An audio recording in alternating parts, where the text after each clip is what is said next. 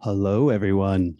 Welcome to the Ecology Center Seminar Series. It's my honor to introduce our speaker for this week, Tyler DeRoche.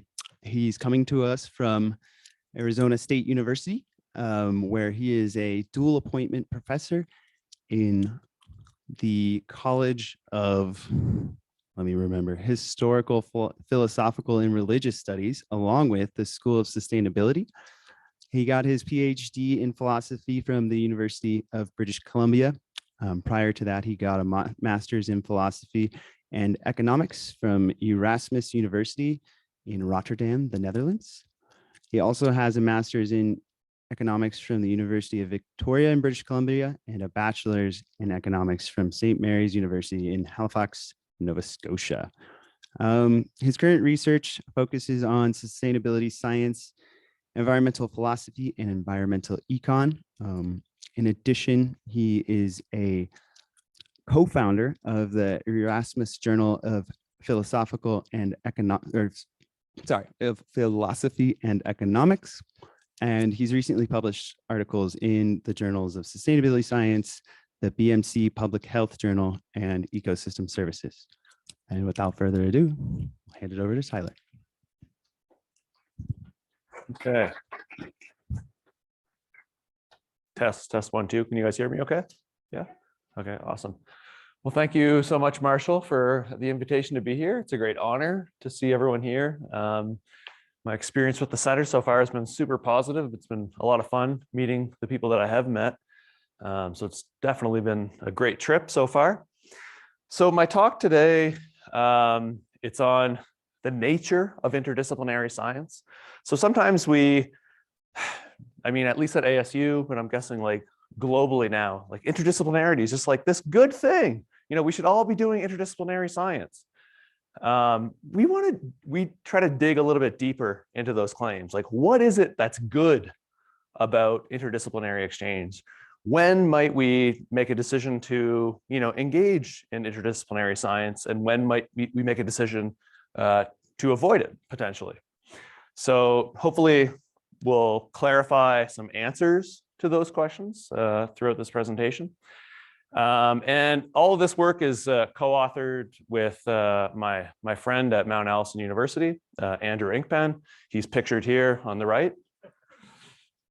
So that's an Anoa lizard, a green Anoa lizard, which will make much more sense in just a moment. All right. So compelling evidence suggests that the Earth has been significantly transformed by humans, and that humans play a dominant role in most ecosystems worldwide. Some argue that this warrants a new geological epoch, the Anthropocene. How many people here have heard of the Anthropocene? All right. Not surprising anymore. Such evidence, it forces scientists to acknowledge the prevalence of systems that contain factors transgressing traditional disciplinary boundaries. However, it's an open question whether such evidence should encourage interdisciplinary research. So in this paper, what we argue is that the Anthropocene, it forces a need for interdisciplinary exchange between ecologists and economists. Ecologists, they've traditionally neglected anthropogenic factors, both in their models and their choice of research sites. And economists, on the other hand, they have generally neglected natural or non-anthropogenic ecological factors. Yet, human-natural coupled systems, they're not exceptions anymore. They're the new norm. Without collaboration, our question is, can these sciences successfully predict systems that contain both anthropogenic and non-anthropogenic factors? Can they prescribe optimal policy interventions? That was the slide that you were supposed to be viewing for the last few minutes. And here's the next slide. So what we do is we argue that there are cases in which they cannot, when interdisciplinary exchange is advantageous for both epistemological and policy-oriented reasons. Through 2 case studies, one demonstrating ecology's need of economics and the other showing economics' need of ecology, we argue that excluding anthropogenic factors from ecological models and non-anthropogenic factors from economic models lessens their predictive success. This mutual dependence rests on the fact that the target system for both disciplines include anthropogenic and non-anthropogenic factors. And as we'll show, excluding one set of factors is not merely an innocuous idealization, as you might think if you're a philosopher of ecology or a philosopher of economics. So we ask the following question: what makes interdisciplinary necessary or worth encouraging? We argue that recognizing human-natural coupled systems are the new norm, and they should encourage exchanges between ecology and economics. In the cases that we provide here, exchange between these disciplines, we argue, is epistemologically preferable to their acting independently. We call this exchange gain.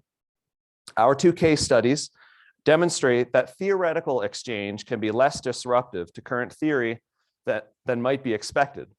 Disciplinary exchange brings epistemological advantages without requiring interdisciplinary integration. Disciplinary integration. With respect to this literature's aim, and that literature is the philosophers of science who are focusing on the nature of interdisciplinary science, to provide a comprehensive taxonomy of interdisciplinary exchange types, we provide two new different kinds of exchange types. One is non-disruptive model variable transfer, and the other is non-disruptive model system transfer. So imagine a world in which ecology and economics get on quite well with one another, without one another.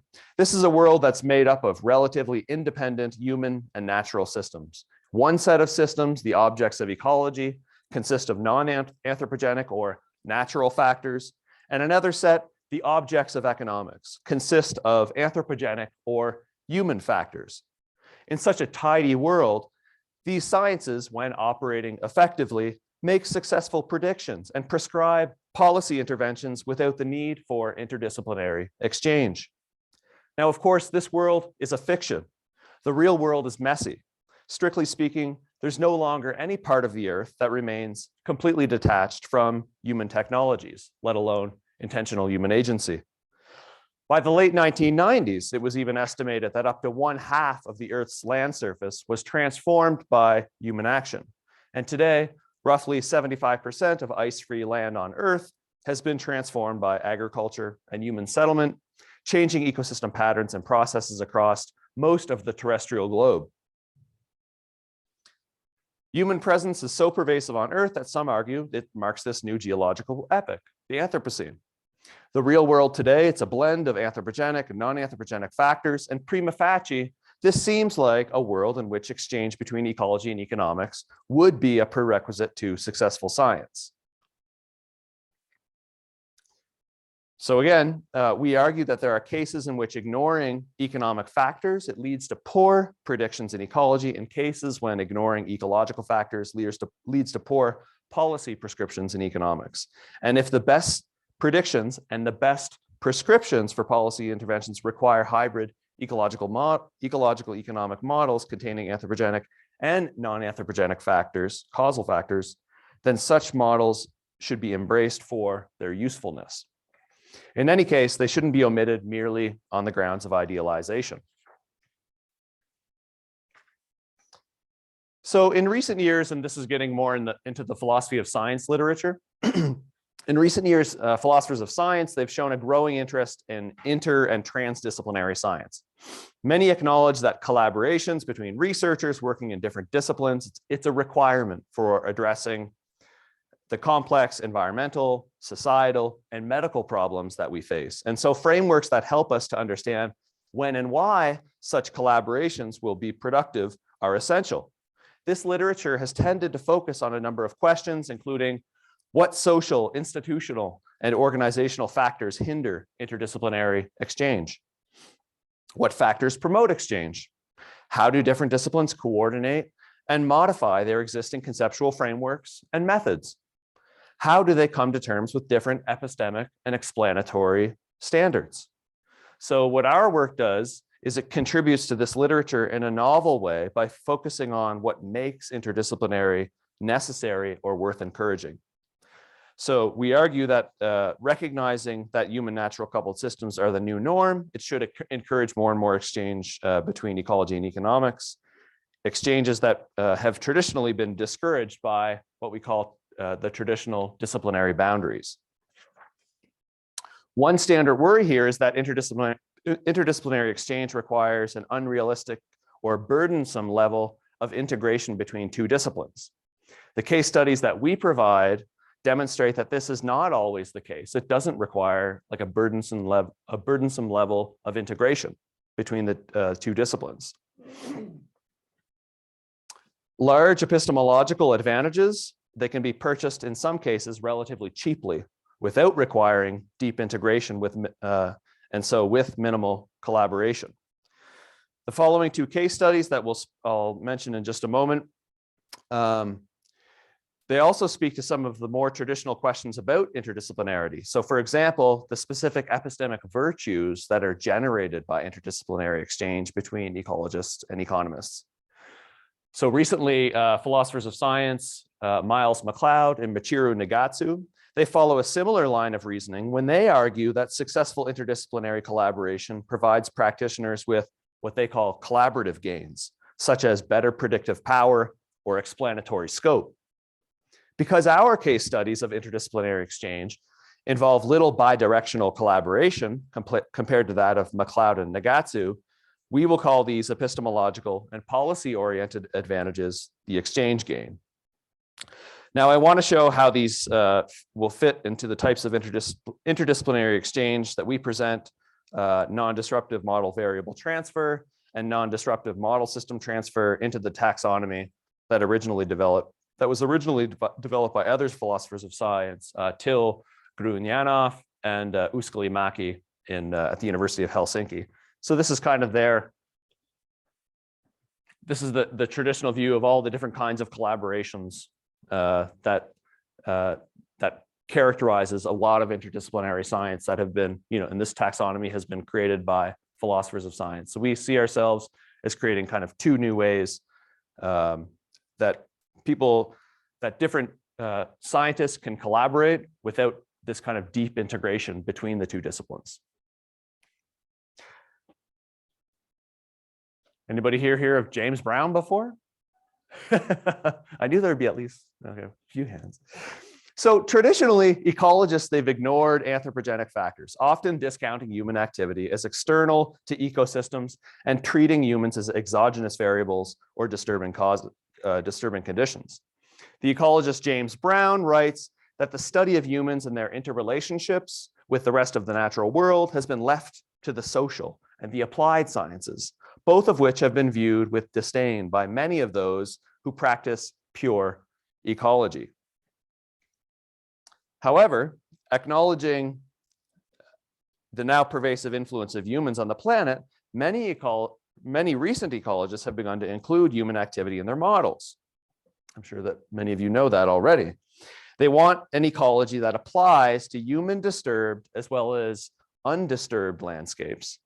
One field where this interdisciplinary exchange is occurring is island biogeography.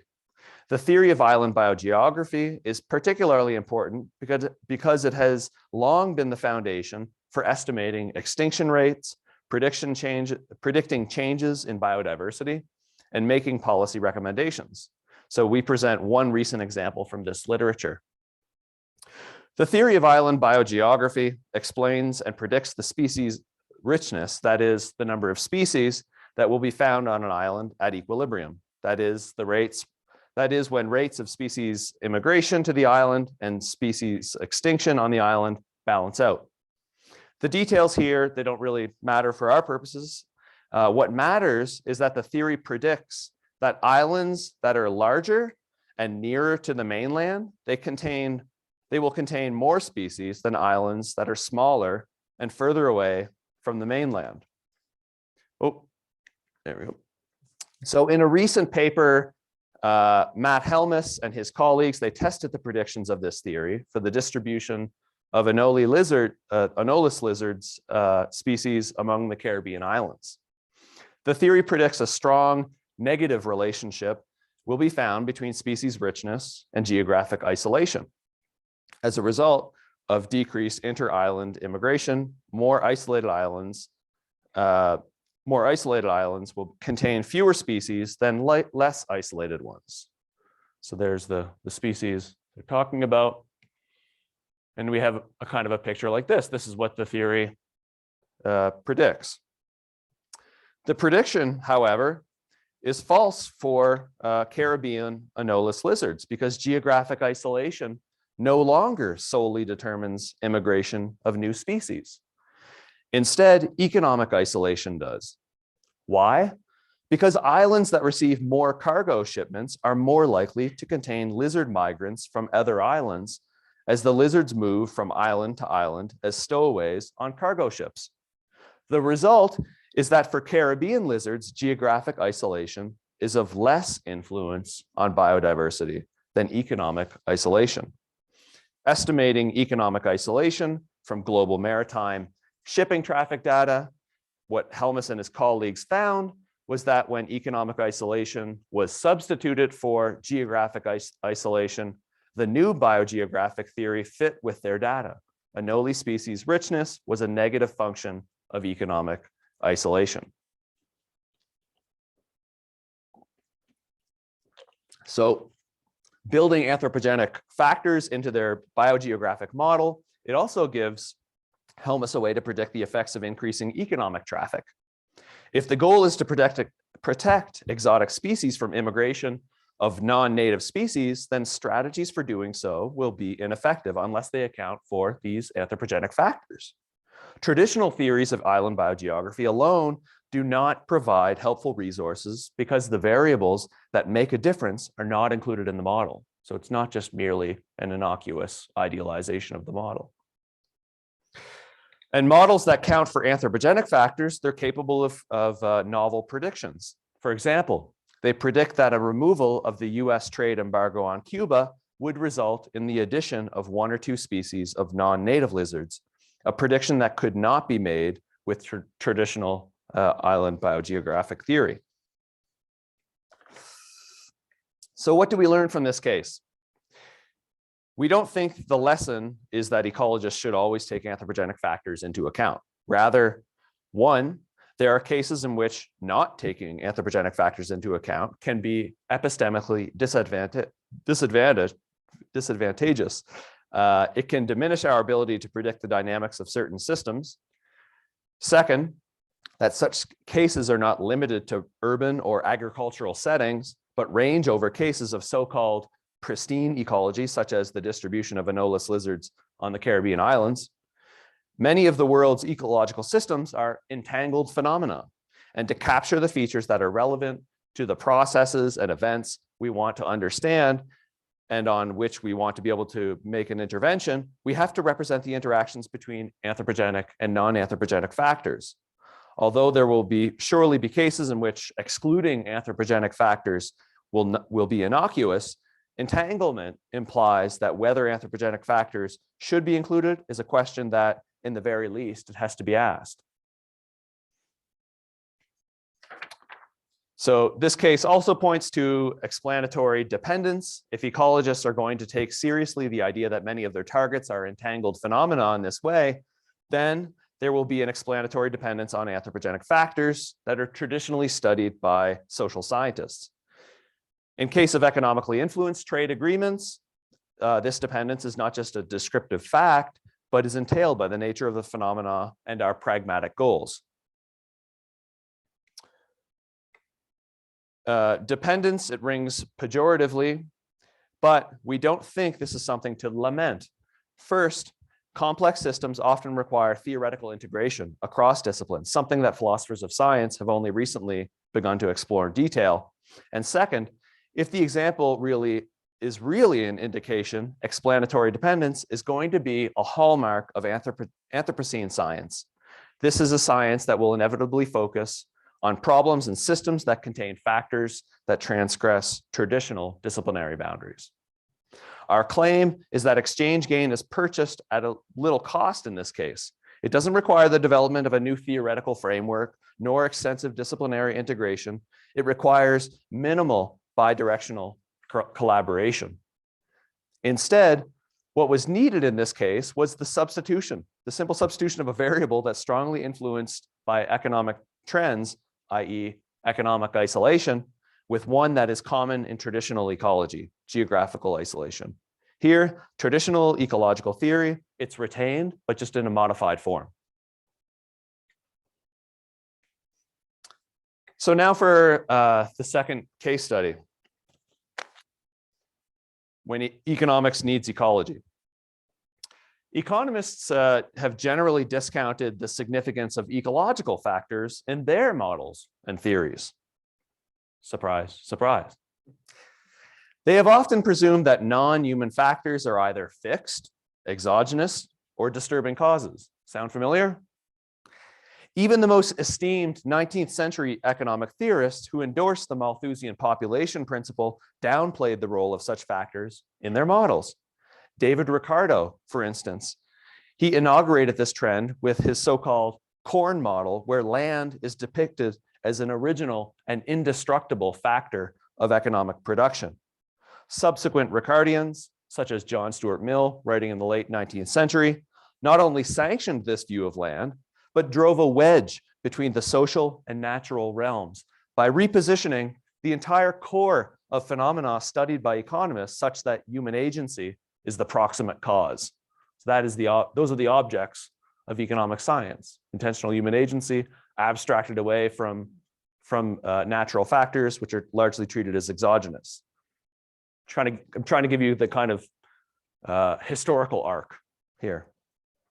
Now, today, many economists have begun to wrestle with their Ricardian inheritance. Partha Dasgupta, who's pictured here, he contends that resource economists, they can no longer afford to assume that nature is an indestructible factor of production. For Dasgupta, the central reason why resource economists should no longer assume that ecological factors are fixed is because it can have adverse consequences for practical policy recommendations. The Nobel Prize winner, Kenneth Arrow, and his colleagues, they agree.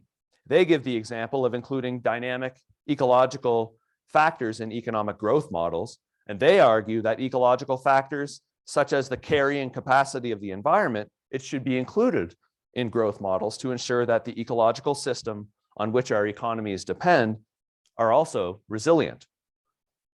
Their central worry is that modeling economic growth without accounting for the resilience of ecosystems could make societies unnecessarily sensitive to harmful external shocks.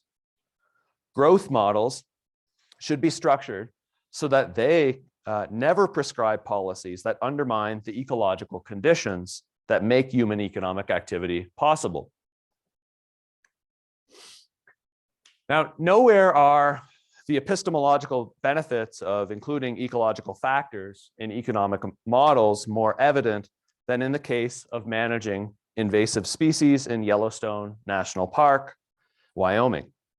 Recently, Yellowstone Lake was invaded by an exotic lake trout, and managers there, they worried that the growth of this species will significantly reduce the population level of the Yellowstone cutthroat trout, a native species that supports an inland fishery and a variety of non-human species, such as ospreys, pelicans, river otters, and grizzly bears. Chad Settle, who's an economist, and his colleagues, what they do in a paper that's slightly dated now, they specify a model and its results for two integrated systems. On the one hand, there's the economic system in Yellowstone National Park and the ecosystem in and around Yellowstone Lake.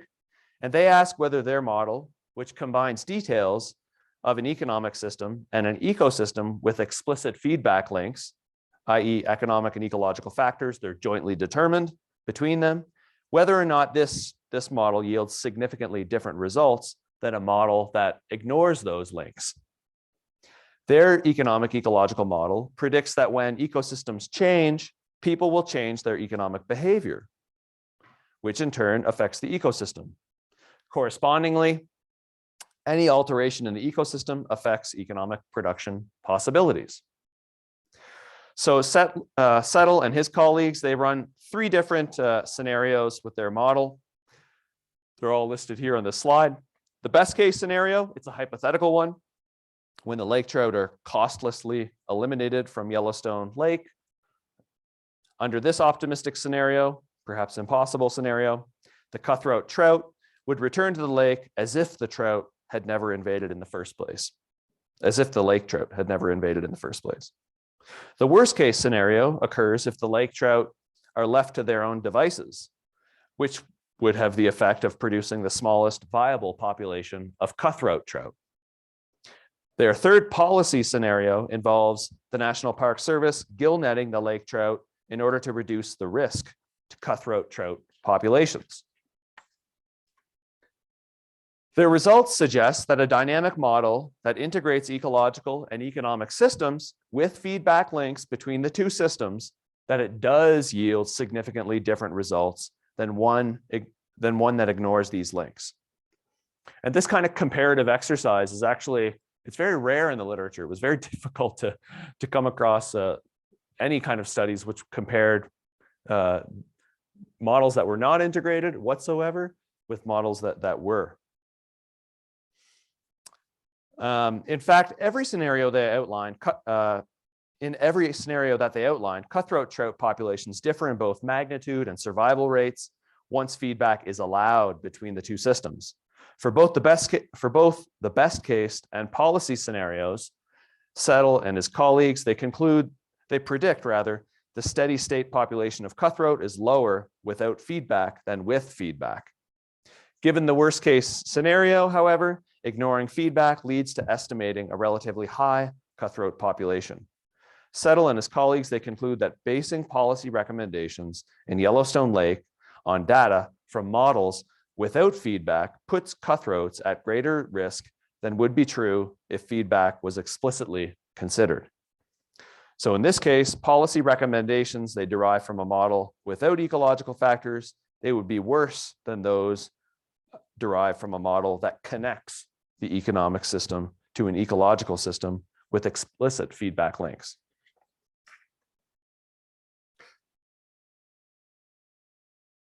As with the Helmus et al. Case, the exchange gain here in the cutthroat trout example, it can be purchased rather cheaply. The latter does not require the development of a completely new economic theory or even bidirectional collaboration. Instead, Settle and his colleagues, their model, it merely required the addition of feedback variables that link two jointly determined systems. In this case, the economic variables that constitute the economic system are not jettisoned or even supplanted by another variable. Rather, the traditional economic theory is retained, but in a supplementary form. Again, in accordance with the Grunyanov and Mackey's taxonomy, which I showed on an earlier slide, we can call this type of interdisciplinary exchange non-disruptive model system transfer.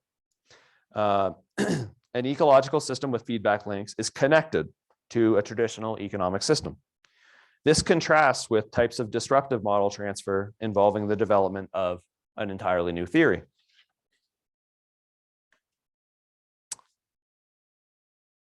Recent scientific evidence, it forces scientists to acknowledge the prevalence of systems that contain factors that transgress disciplinary boundaries. This state of affairs, it has consequences for both ecology and economics. The practitioners of these two sciences have traditionally found themselves occupied with phenomena on opposite sides of the human-natural divide. Yet in many cases, human-natural coupled systems, they're the new norm. We've argued that there are specific cases in which these sciences fare better epistemologically and in terms of policy prescriptions when they work together to build models that contain anthropogenic and non-anthropogenic factors. Compared to when they address these factors separately. In the first case, ecologists, they demonstrated that substituting an ecological variable for an economic one gave rise to a model which had a better fit with current data and offered better prospects for predicting future changes in biodiversity. In the second case, economists, they maintained an economic system from their model, but they connect it to a distinct system, an ecological system with feedback variables that link the two systems together. Our analysis contributes to the recent literature about interdisciplinarity in three ways, and this is more of a point for the philosophers of science in the room, if any are here. First, we considered what makes interdisciplinarity necessary or worth encouraging.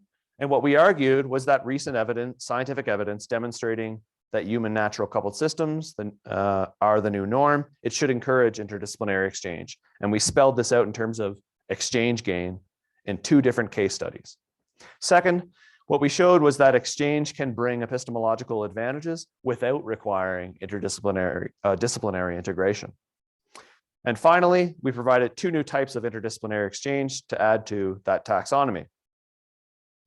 So our analysis also has a wider implication, we think. Although disciplinary boundaries sometimes are not scientifically informed, empirically informed, interdisciplinary exchange, it should be based on evidence. As with many sciences, disciplinary ideals and idealizations, they tend to discourage cross-disciplinary interaction. And perhaps this is changing now. Interactions between ecologists and economists have been structured by an idea of purity. Pure ecologists, they study non-human nature, and pure economists often overlook non-human nature. Yet we have strong scientific evidence to believe that most of the terrestrial globe, it consists now of coupled human natural systems. And we have just provided evidence that such systems are better considered as wholes rather than as separate objects for separate sciences. Our aim has not been to argue that we should revolutionize the division of sciences, but to simply urge that they do not always reflect evidence about our current world. And thus, the divisions themselves, they should not structure or determine the interactions across disciplines. Indeed, without interdisciplinary exchange, ecology and economics, they risk losing global relevance as the systems to which pure sciences apply diminish over time. Thank you.